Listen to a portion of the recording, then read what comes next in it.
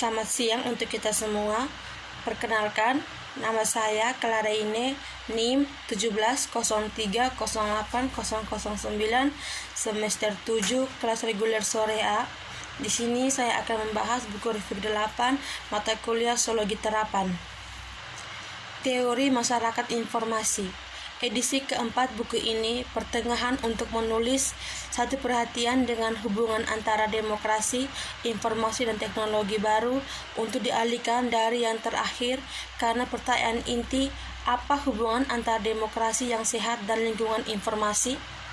Muncul untuk menghadapi masalah terkait erat dibahas secara berulang dalam teori-teori masyarakat informasi.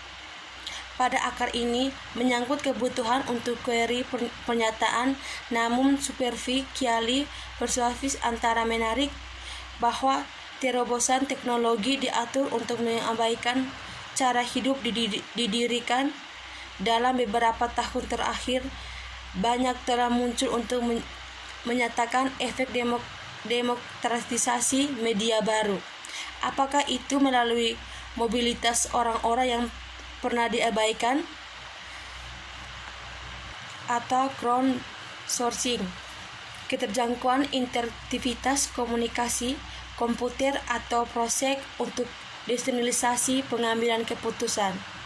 Pada awal 1990-an ada beberapa advokasi demokrasi elektronik yang membuat klien untuk memegang fleksibilitas pada apa saja dengan kenyamanan terminal rumah. Namun, komentar tentang perluasan demokrasi dan penguatan telah meningkat pesat sejak milenium pada saat yang sama seperti yang telah menjadi lebih diukur dan mainstream. Hibah penelitian dan jurnal serius sekarang tersedia bagi mereka yang mungkin memeriksa konsekuensi apa untuk partisipasi politik yang mungkin ditawarkan oleh internet dengan blogging, oleh informasi pemerintah yang tersedia secara online atau oleh Twitter.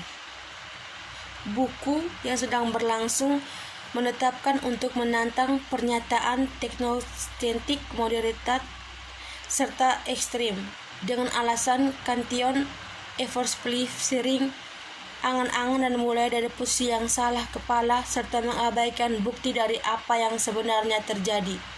Teori Informasi Sosial edisi ke-1 yang dirancang pada awal 1990-an berlatar belakang klaim terkait bahwa dunia baru akan muncul sebagian besar di belakang terobosan teknologi.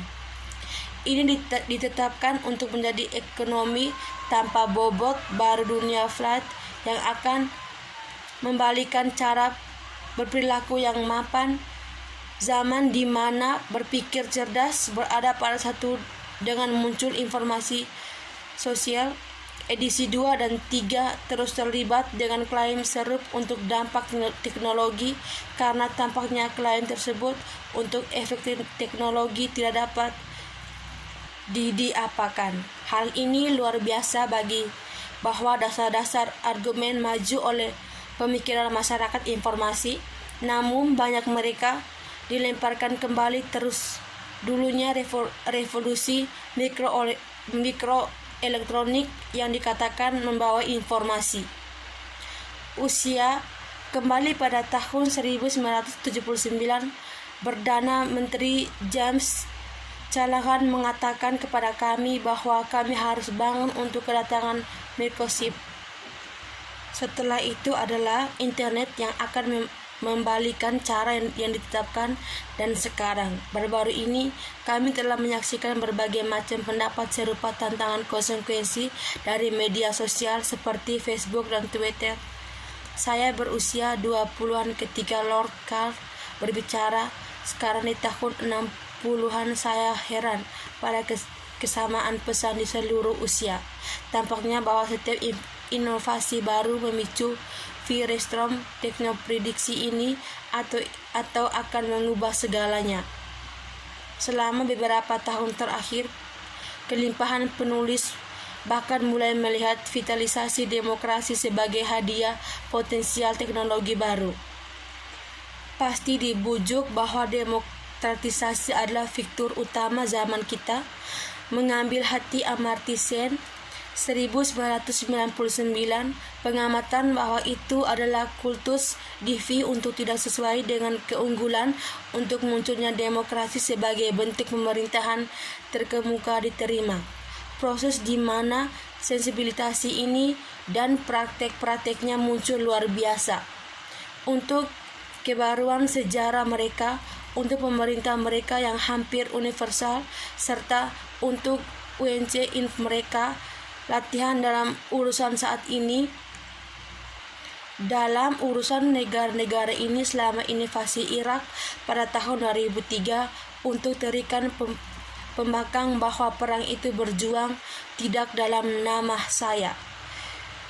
Dalam terang keprihatinan saya sendiri tentang demokratisasi, tidak akan mengherankan untuk mengetahui bahwa saya telah mengambil minat khusus dalam kata-kata dari mereka yang melihat dalam kemungkinan teknologi baru meningkatkan,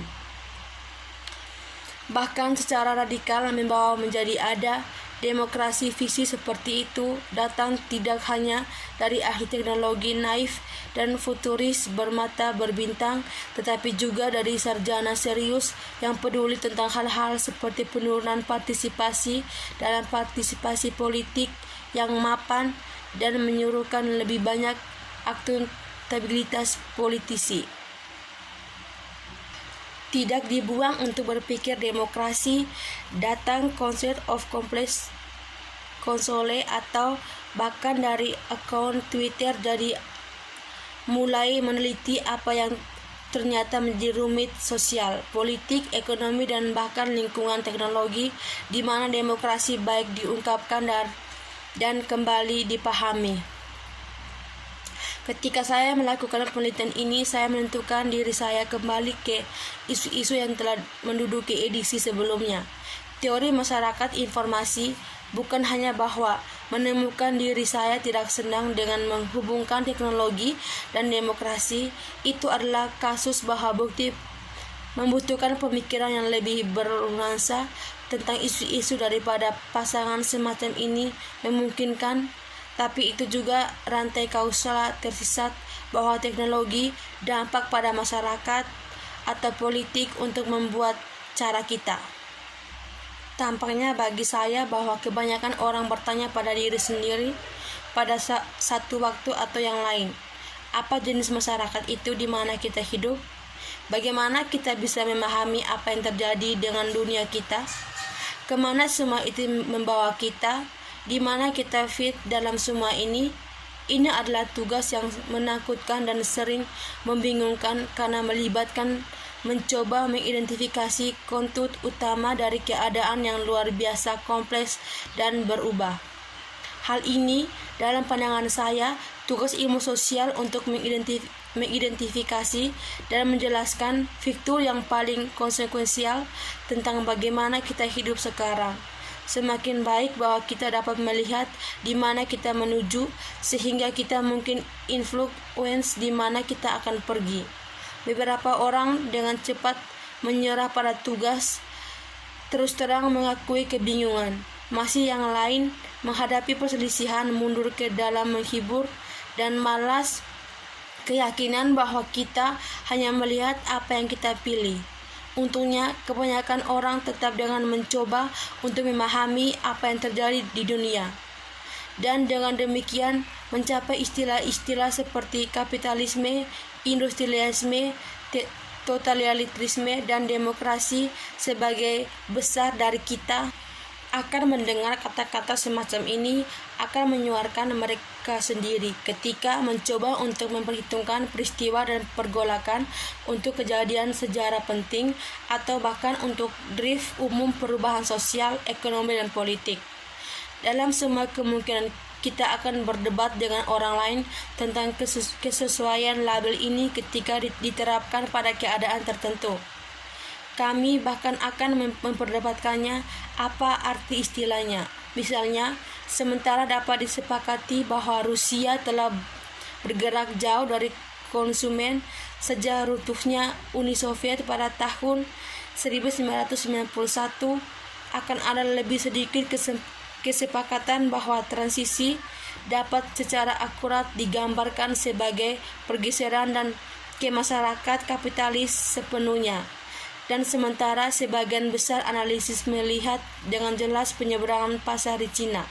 Kelanjutan dari Partai Komunis diktatorial di sana membuatnya kultus divi untuk menggambarkan Cina dalam istilah yang sama seperti katakanlah kita lakukan dengan mengacu pada Eropa Barat, pada kebutuhan konstan untuk memenuhi syarat trimologi generalisasi, maka istilah-istilah seperti pra-industri muncul, demokrasi, kapitalisme maju, populisme otoriter, dan kapitalisme negara. Baik, sekian dari saya. Terima kasih banyak.